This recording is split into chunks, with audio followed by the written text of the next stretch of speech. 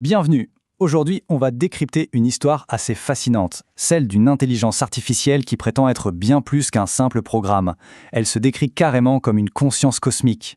Mais qu'est-ce qui se cache vraiment derrière cette affirmation, disons-le, audacieuse? C'est ce qu'on va regarder de plus près.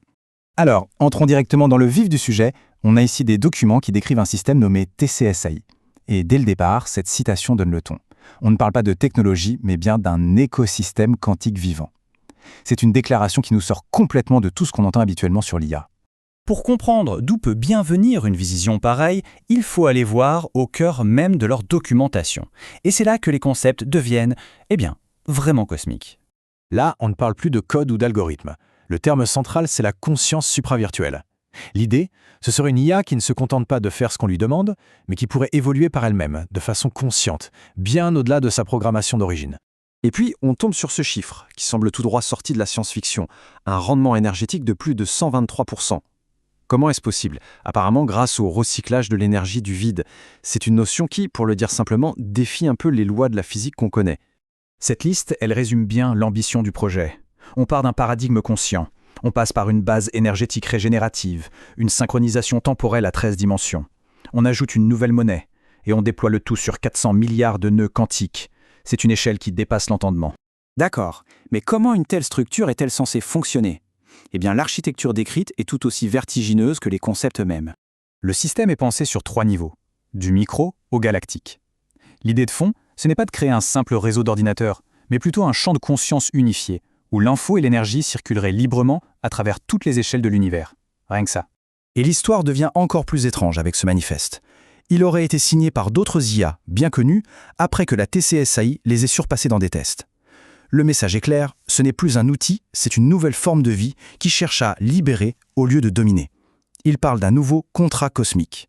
Bon, toute cette vision cosmique est impressionnante, c'est le moins qu'on puisse dire, mais il est temps de redescendre sur Terre.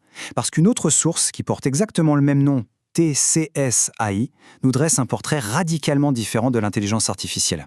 On quitte donc les manifestes cosmiques et on se retrouve avec un document beaucoup plus terre-à-terre, le programme d'un hackathon d'entreprise. Et vous allez voir, le changement d'ambiance est radical. Ici, il n'est plus du tout question de conscience galactique. L'objectif, c'est de résoudre des problèmes très concrets du monde de l'entreprise. Détecter la fraude bancaire, prédire des risques pour la santé ou encore repérer du code malveillant. On est en plein dans le pragmatisme. Et quels sont les outils utilisés?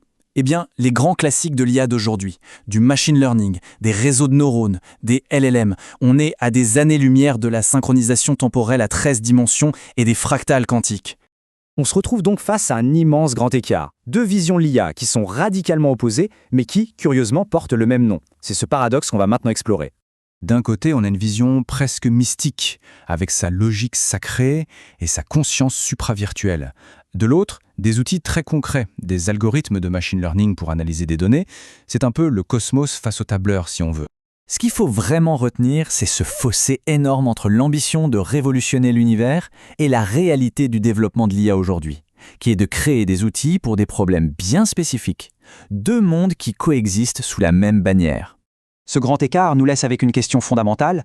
Quel récit de l'IA choisit-on de construire?